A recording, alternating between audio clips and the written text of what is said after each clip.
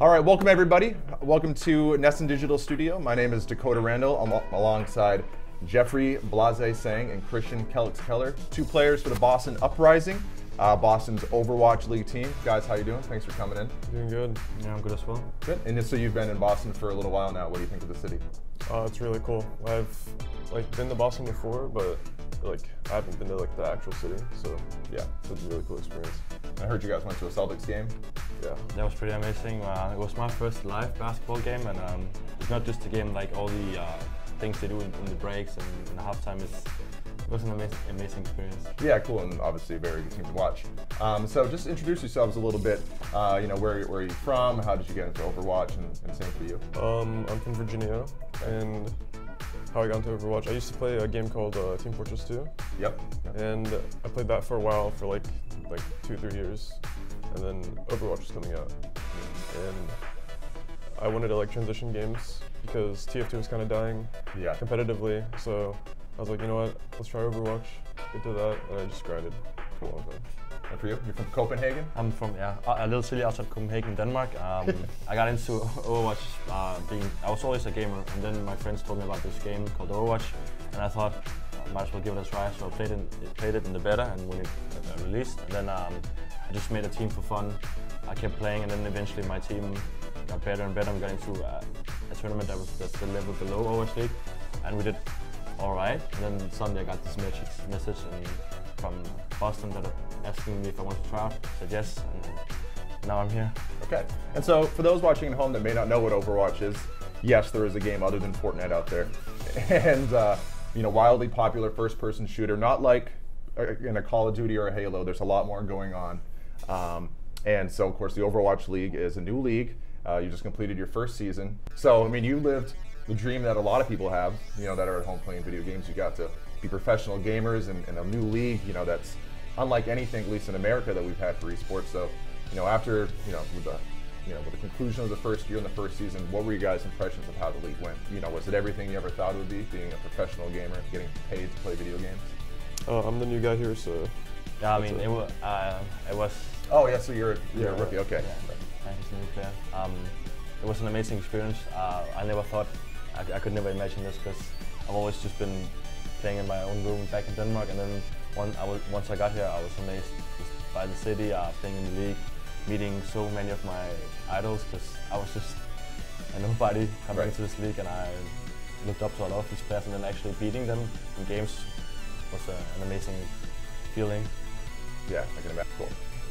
So I just want to know, what is the life of an professional esports player like? I mean, you guys put in a ton of hours into this game. On average, how many hours do you think you put in? Whether it be on a daily basis, a weekly basis? 4 to 8 hours. 4 to 8 hours. Yeah, 4 to 8 hours. Cool. And for off-season training, because obviously in traditional sports, or what we would call traditional sports, athletes, they kind of go home and they train on their own. But for you, is it easier for you guys to train with some of your rivals? I know, coming up in games in the past, whether it be Super Smash Brothers or Halo, a lot of the teams would get together and have LAN parties and train against each other. Do you guys do some sort of off-season training with the other teams, or do you just kind of stick to yourselves? We don't really spend time with other teams. I didn't. I just got home and I played ranked games to keep my mechanics warm, not get rusty, and that was pretty much it. There's not much you could do in the off-season because you're not practicing for anything. Yeah. Cool. And so now that you've been in Boston a little bit, do you kind of get a sense for how big sports are here? You went to the Celtics game. Obviously, you're affiliated with the Kraft Group. The New England Patriots are, probably the most popular team in town. Do you feel like you're kind of finding your own niche within Boston, or has that resonated with you yet? Yeah, the fans here are really cool. They're really diehard fans. Yeah. The watch parties have been hugely successful. So, I want to kind of get back to the league itself. How difficult is it for players, whether it's be discovered, to get recruited, and what's the standard like when you're with these teams? Like, how cutthroat is it, from a performance standpoint? How difficult is it to make it in the Overwatch League? I'd say it is pretty difficult. You have to know people and have really get noticed. An easy way to is to how other players stream, right? And if you're high enough rank, you can queue into other pro players and the rank system of the game. And if you say like you like pop off or like do really good on like a pro player stream, Yep. then like they're like, oh hey, that guy's pretty good. Yep. Who is that? Something like that. And so, I want to kind of, get off Overwatch for a little bit. For you guys, growing up, I imagine, what was the resistance like at home from your parents in terms of playing video games, and at what point did it become clear to everybody, yourselves included, that, this was a viable career path? For me, like my parents were always like, yeah, don't play games for too long, it's bad for you, blah, blah, blah. Like they're Asian, so like they get really strict about that. And I never really told them that I really like competing in video games. Like they didn't really get that. Right. And then like just before like the academy thing started, I was like, all right, like mom and dad, I want to like take some time off college. I like was done with my first semester. I was like, I want to like really grind and like try to get on a team for academy. So they were like kind of shocked at first, but then they were like, okay, you have your full support. So I was like really surprised. Yeah. So yeah.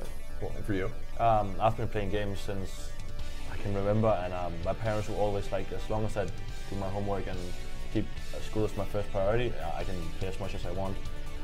And that's what I did pretty much. And then once I got better at Overwatch, I suddenly realized, okay, I might actually be something, but it hadn't occurred to me that it was like that good. Right. So I just kept playing, and then once I got this tryout, I did it and I got the contract, and I told my parents. They were like, you need to take this. I didn't even decide it at that time. They just told me, you have to take this. Right. It's a once-in-a-life opportunity. So they've been really supportive. They've been in LA 2 times to watch me and meet the team, so it's amazing. And so, growing up, was there a game you first played where you realized, wow, I'm better at video games that come more naturally than, they do to most people? Like, what was the first game growing up where you kind of took it competitively and thought, I'm better at this than most people? My first game was League of Legends, I think, but I was too young at the time. I think I was 14 or 15, but I was really high rank, and at that time I wanted to go pro, but I couldn't because you had to be 17 to be able to go pro. So I just thought I just let it slide, and then eventually when Overwatch came out, the league wasn't announced yet. I just played the game, and then the league was announced, and I was old enough, so I thought I should try. For me, it was Team Fortress 2. Team Fortress was a big one. I was playing like in what we call pickup games. Yep. So like a bunch of randomized like really top players in TF2, and I felt like I could match these players. Yep. And I was like, I could make this a career path, but like maybe not with this game, so I just focused on school. And eventually Overwatch got announced, and I'm like, oh, this might be the next big thing. Right. So I just really wanted to like play that game, get good, see what happens. Do you still? Is there any time where you guys can still just game for fun? Because now as a professional, it's very serious. You can imagine you guys spend a lot of hours, a lot of training, commitments like this, and kind of doing media tours and stuff. Did you ever get to sit down and game for fun? And if so, what are some games you like to play in your spare time other than Overwatch? Yeah, there are some times where you just need to like blow off some steam, like once in a while. Just play like a game. I like to play like Fallout, those games. Do you like the new Fallout 76? It's gotten pretty bad reviews. It's alright. Yeah, I prefer Fallout 4 and Fallout 3. Those were really fun. Fallout 4 was in Boston, so yeah, that was cool. Yeah. I would reference like places that I was like, oh, that sounds in Fallout 4. Right. Now you can go back and play it and come over here. Yeah. Had an interview That's really today. Cool. For me, I just like playing in the league can be stressful at times, so I usually just find new games that are released. I just play them, the campaign modes where I can just focus on myself and have fun and interact with the game.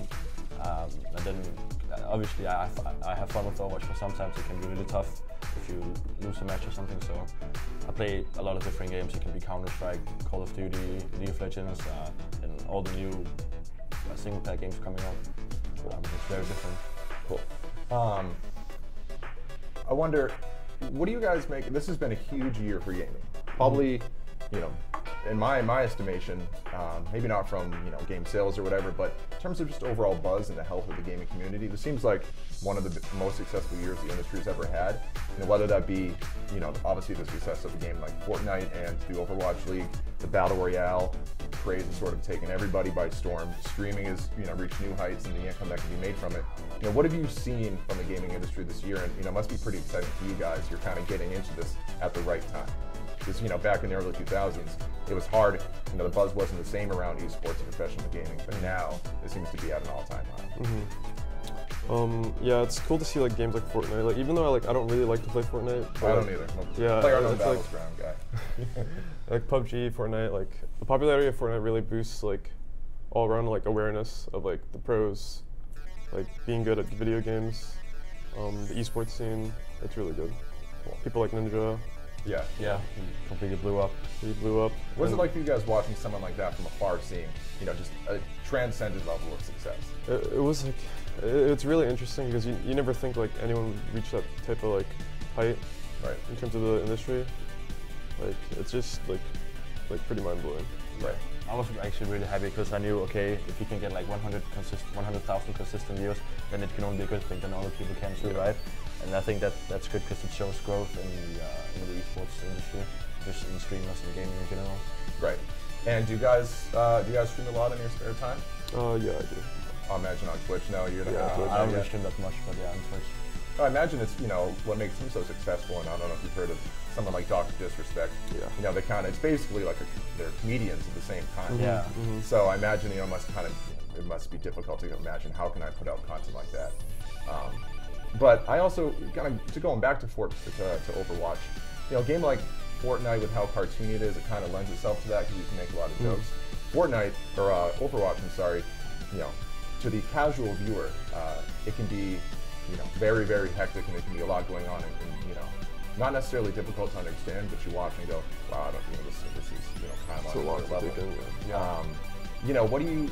And so on top, going from that, I've wondered, do you think it's in the cards at all for something like a battle royale mode in Overwatch? I don't know if it would lend itself to that as well as say Call of Duty incorporated it, or whether it be maybe a sequel or something like that. Like, do you think Overwatch can do anything to sort of get into that, the high success of streaming? I don't know about a battle royale mode. The game is kind of really different to be a battle royale. Yeah, I don't so think people have said that about Halo, and I don't know if it would lend itself to it's it. Yeah, I don't think since there's 29 heroes in the game right now. yeah. And all with different abilities, I don't think a battle royale could work unless they like remove every ability and have you pick them up on the map. So Because the essence of Overwatch is all the abilities. yeah, all the exactly. different So classes. you would have to really think about that one. I think a sequel could happen, but it's hard for me to tell right now since the league just started pretty much. Season 1 ended, so I think they want to focus on that now. And just the first game. Cool. And so, just a couple more questions. I know I asked you about what games you like to play, casually, but sort of overall big picture, aside from Overwatch, because I imagine that's your favorite. Do you have a favorite game of all time? Growing up as a kid, one that you get nostalgic about. For me, it's Super Mario Brothers and Legend of Zelda are my favorites, and I still play them. But for you guys, what would those be? My first game I ever played was Halo, and I was like super young. Like my dad just had a copy of Halo 1, Okay. and I was like playing Halo. I was like, this is super fun. So that got me into PC gaming. Cool. Do you ever still play Halo? And I know the Master Chief Collection is pretty broken. But Not really anymore, but I think my game would be Counter-Strike, the series, like going from 1.6 to Source and then Global Offensive. I played those games a lot. I think that's the game for me. Cool.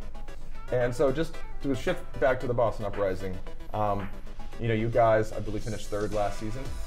So what has the off season been like for you, and what are you looking, what changes are you looking to make in the off season, and how do you see the next season coming up? Do you guys think you can kind of compete and compete for a championship in the Overwatch League? Definitely. I think the chances are there. Yeah. Cool. Well, again, I want to thank you guys for coming in. Again, this is Christian Keller and Jeffrey Blase Sang. Am I saying it right? And again, they are players for Boston Uprising of the Overwatch League. And look for them in the future because, as I said, the term sport of the future gets thrown around a lot, but I really think, esports has a chance to be that. And the Overwatch League is only growing. So I doubt this will be the last time you hear from these guys. So thanks again for coming in, and thank you for watching. thank you for having us.